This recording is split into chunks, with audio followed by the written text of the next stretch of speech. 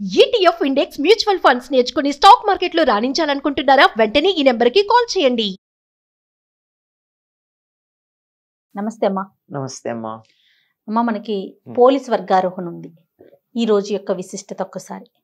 కార్తీక మాసంలో దీపాలు పెట్టడం యొక్క ఫలితం ఏమిటో తెలియచెప్పేది పోలీస్ వర్గానికి వెళ్ళడం. ఈ దీపం పెట్టడం అనేది ఎంతో ప్రాధాన్యం వహిస్తుందమ్మా కార్తీక మాసంలో. ఎందుకంటే ఈ నెల వెన్నెల ఎంత వెలుగులో ఉంటుందో చీకటి అంత దట్టంగా ఉంటుంది. ఎందుకంటే ఈ సమయంలో భూమి సూర్యుడికి చాలా దూరంగా ఉండే కాలం, అందువల్ల చలి ఉంటుంది. అందుకని దీపాలకి ప్రాధాన్యం. మళ్ళీ దీంట్లో ఆధ్యాత్మిక విషయం పక్కకు పెడితే లౌకిక విషయం మాట్లాడుతున్నాను నేను. ఇది దీపానికి ప్రాధాన్యం. పైగా చలిగా ఉంటుందేమో, నువ్వుల నూనెతో వెలిగించినటువంటి దీపం పెట్టినట్టయితే అది ఆరోగ్యానికి మంచిది. ఇదేదో వైద్యులు కూడా అంగీకరించారు. కొలెస్ట్రాల్ ఎక్కువ రాకుండా ఉండడానికి ఆ నువ్వుల నూనెతో దీపం వెలిగిస్తే వచ్చే పొగ పీలిస్తే తగ్గుతుంది అని. అది అందువల్ల ఈ నువ్వుల నూనె దీపం పెట్టడం, ఈ నెల పెడితే ఫలితం ఏమిటి అన్నది మనకు అనుమానం వస్తే ఆ అనుమానాన్ని తీర్చడానికి ఒక కథ చెప్పారు. ఇది పోలీస్ వర్గానికి వెళ్ళడం. మనకి ప్రతిదీ కూడా ఒక వ్రతం ఏదన్నా చేసినప్పుడు, ఒక పూజ కానీ చేసినప్పుడు దానికి ఫలితం ఏముంటుంది అని అడుగుతారు. మనకి నాకేమిటిట అని అడిగే పద్ధతి ఉంది. ఏదో ఉండాలి కదా. ప్రయోజనం అనుద్దిశ్య నమందోపి వర్తతే. ఒక ప్రయోజనాన్ని ఆశించకుండా ఒక పిచ్చివాడు కూడా ఏమీ చెయ్యడు. కనుక మనం పిచ్చివాళ్ళం కాదు కదా. ఏదో ఒక ప్రయోజనం కావాలి. మీరు నెల దీపం పెడితే ఈ ప్రయోజనం ఉంటుంది అని తెలియజెప్పేటటువంటి ఒక ఇతివృత్తాన్ని ఉదాహరణగా చెప్తారు. అందుకే ప్రతి వ్రతంలోనూ మీకు ఒక వ్రత కథ ఉంటుంది. ఈ కథలన్నీ కూడా ఈ భారతదేశంలో జరిగినవే. అందువల్ల ఒక్కొక్క కథ ఒక్కొక్క ప్రాంతంలో ఉన్నట్టుగా చెప్తారు. ఈ పోలీస్ వర్గానికి వెళ్ళేటటువంటి కథ పూర్తిగా గోదావరి తీరంలో జరిగినటువంటిది. గోదావరిలో స్నానానికి వెళ్ళినట్టే చెప్తారు అందులో. పైగా ఈ కార్తీక మాసంలో దీపాలు పెట్టుకోవడం అన్నది ఒక వర్గానికి ఒక వర్ణానికి చెందింది ఏం కాదు. అందరూ పెట్టుకోవాలి, అందరూ పెట్టచ్చు. వీళ్ళకి అర్హత ఉంది, వీళ్ళకి అర్హత లేదని కాదు. ఎందుకో అసలు ఇవేమీ తెలియకుండానే ఈ సనాతన ధర్మంలో ఒక సామాజిక వర్గానికి ప్రాధాన్యం ఉంది, ఒకదానికి లేదు అని దుమ్మెత్తుకొస్తూ ఉంటారు. ఇవి చదివితే అర్థమవుతుంది. కరెక్ట్ అమ్మా. ఇవి చదవకుండా హాఫ్ నాలెడ్జ్ అంటే డేంజరస్. అది దాంతో వచ్చేటటువంటి సమస్య.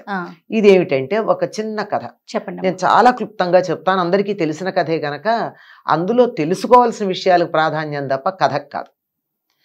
ఒక ఆవిడకి 5 అనుకుంటా కోడళ్ళు ఉంటారు. పై 4 కోడళ్ళు అంటే ఇష్టం, 5వ కోడలంటే ఎందుకో ఇష్టం ఉండదు. ఎందుకంటే జాతి వైరం అమ్మ, స్వభావాలు వేరుగా ఉంటే ఇష్టం ఉండదు అంతే. ఈ అత్తగారికి కార్తీక మాసం వస్తే వాళ్ళు గోదావరికి స్నానానికి వెళుతూ తన పెద్ద కోడళ్ళని తీసుకెళ్లేది, ముందున్న వారిని అందరినీ. ఈ చిన్న కోడళ్ళని రానిచ్చేది కాదు, రావద్దనేది. సో ఈవిడికి కూడా ఉంది కోరిక పాపం. అందుకని ఏం చేసేది, వాళ్ళు అలా వెళ్ళంగానే ఇటు పెరట్లో ఉన్న బావి నీళ్లతో స్నానం చేసి, ఆ పెరట్లోనే ఓ పత్తి చెట్టు ఉంటే పత్తి చెట్టుకున్న పత్తి తీసి ఓ ఒత్తిలాగా చేసి, క్రితం రోజు మజ్జిగ చేసినటువంటి కవ్వం ఉంది, ఆ కవ్వానికి ఈ ఒత్తిని రాచేది. కాస్త వెన్న అంటుకుంటుందిగా, అది దీపం తులసి దగ్గర పెట్టేది. పెట్టి అది మరి నేతి దీపం పెట్టిన ఫలితం ఆవిడికి. పెట్టి బియ్యం వాడేసుకునే బుట్టలను ఉంటాయి మనకి, అంటే వెదురుతో బుట్టలు ఉంటాయమ్మా. బియ్యం కడిగి అందులో వేస్తారు, పొడి పొడిగా వచ్చేస్తాయి. నీళ్లు కారడానికి కొంచెం ఖాళీలు ఉంటాయి కదా, ఈ బుట్ట దాని మీద బోర్లించేది. ఎందుకంటే దీపం దూరం నుంచి వస్తున్న అత్తగారికి వాళ్ళకి కనపడకూడదు. వాళ్ళు వస్తున్న జాడ రాగానే గబగబా ఇవన్నీ పక్కన పెట్టి ముసుగు పెట్టుకుని పడుకునేది. అమ్మయ్యా, పుణ్యం మాకే వచ్చింది, దీనికి పుణ్యం రాలేదని వాళ్ళు సంతోషపడ్డారు. అయిపోయింది. చివరి రోజు ఇలా నెల రోజులు చేసింది. అయిపోయింది. చివరి రోజున వీళ్ళందరూ ఆ గోదావరిలో దీపాలు వదలడానికి వెడతారు కదా, అలా వెళ్ళారు. అలా వెళ్ళేటప్పటికీ వాళ్ళకి దేవదూతలు ఈ చిన్న కోడల్ని, దీని పేరు పోలి, ఈ చిన్న కోడలిని విమానంలో ఎక్కించుకు తీసుకెళ్తున్నట్టు కనపడింది. వాళ్ళందరినీ పెట్టి ఎవరు మీరంటే ఇదిగో మా పోలి అన్నారట. అవును మీ పోలే మేము తీసుకెళ్తున్నాం. ఎందుకు తీసుకెళ్తున్నారు అంటే మేము స్వర్గలోకానికి తీసుకెళ్తున్నాం. ఎందుకు? ప్రతిరోజు దీపం పెట్టినందుకు. మమ్మల్ని తీసుకెళ్ళమని కూడా వీళ్ళు అడిగారు. అడిగితే వాళ్ళు కాదన్నారు. వాళ్ళు ఏడిపించాలంటే వాళ్ళకి ఏముంది పెద్ద విషయం. కాస్త కిందగా పెడితే వీళ్ళు పట్టుకున్నారట ఆ పోలిని, వీళ్ళని ఆ విమానాన్ని పట్టుకుంటే దేవదూతలు తోసేశారు. వీళ్ళందరూ నదిలో పడ్డారు. సరే బయటకు వచ్చారు.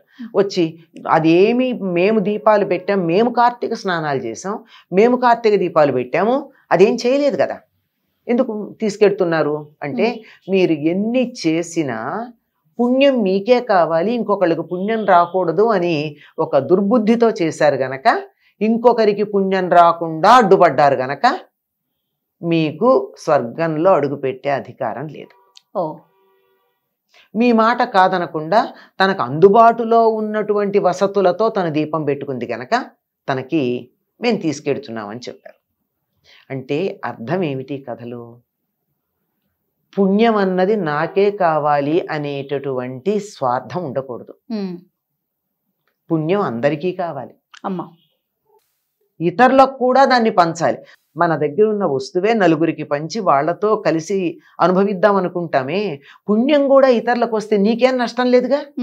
ఇప్పుడు ఆ అమ్మాయికి ఆ పోలికి కూడా పుణ్యం వస్తే అత్తకిను తోడుకోడలకి నష్టమేం లేదు. కానీ అసూయ ఇంకోళ్ళకి రాకూడదు.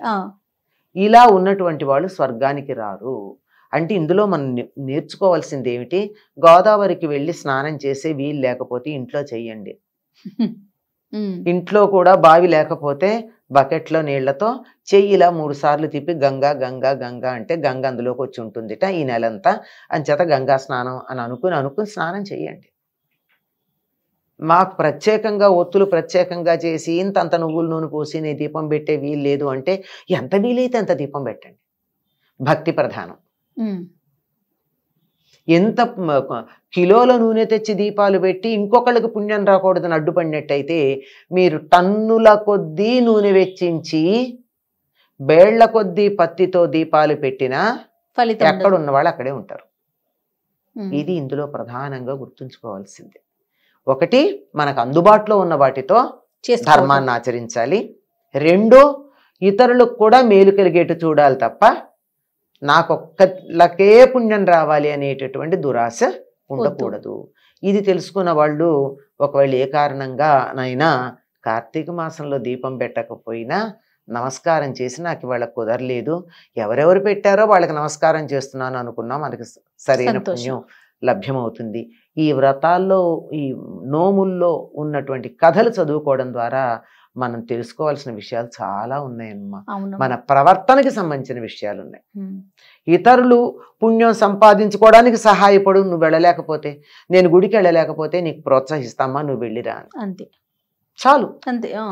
అది లేకపోవడం వల్ల వాళ్ళు ఎంత చేసినా వాళ్ళకి పుణ్యం రాలేదు అని. ఇది పోలీస్ స్వర్గానికి వెళ్ళినటువంటి కథ. ఇది కార్తీక మాసంలో అమావాస్య నాడు చిట్ట చివరి రోజు చేస్తారు. ఆ రోజు మంగళవారం శుక్రవారం అయితే అయ్యో మన ఇంటి ఆడబడుచు కదా ఎందుకు పంపిస్తాము అని చెప్పి మాట్లాడి చేస్తారు. ఓకే. ఇంకా ఆ రోజు ఏమైనా ప్రత్యేకమైన విధి విధానాలు పాటించాలమ్మా? ఏమీ లేవమ్మా. ఈ కార్తీక మాసం అంతా ఏం విధి విధానాలు ఉన్నాయి? తెల్లవారుజామున సూర్యోదయానికన్నా 1.5 గంటల ముందు స్నానం చేయడం, తులసి దగ్గర దీపం పెట్టడం, ఆహార నియమాలు పాటించటం. ఆహార నియమాలు ఉన్నాయి కదా మనకి. ఏదో సాత్విక ఆహారమే తింటాం, రజోగుణానికి సంబంధించింది తమో గుణానికి సంబంధించిన ఆహారాలు తినకుండా ఉండడం, అట్లాంటి నియమాలే ఉన్నాయి. సాయంత్రం మళ్ళీ ఎలాగో దీపం పెడతాం. ఇంకా అమావాస్య ఉంది కనుక కార్తీక మాసమే కనుక తులసి దగ్గర మళ్ళీ సూర్యాస్తమైన తర్వాత దీపం పెట్టుకుంటాం. అంతే. నమస్తే. నమస్తే అమ్మా.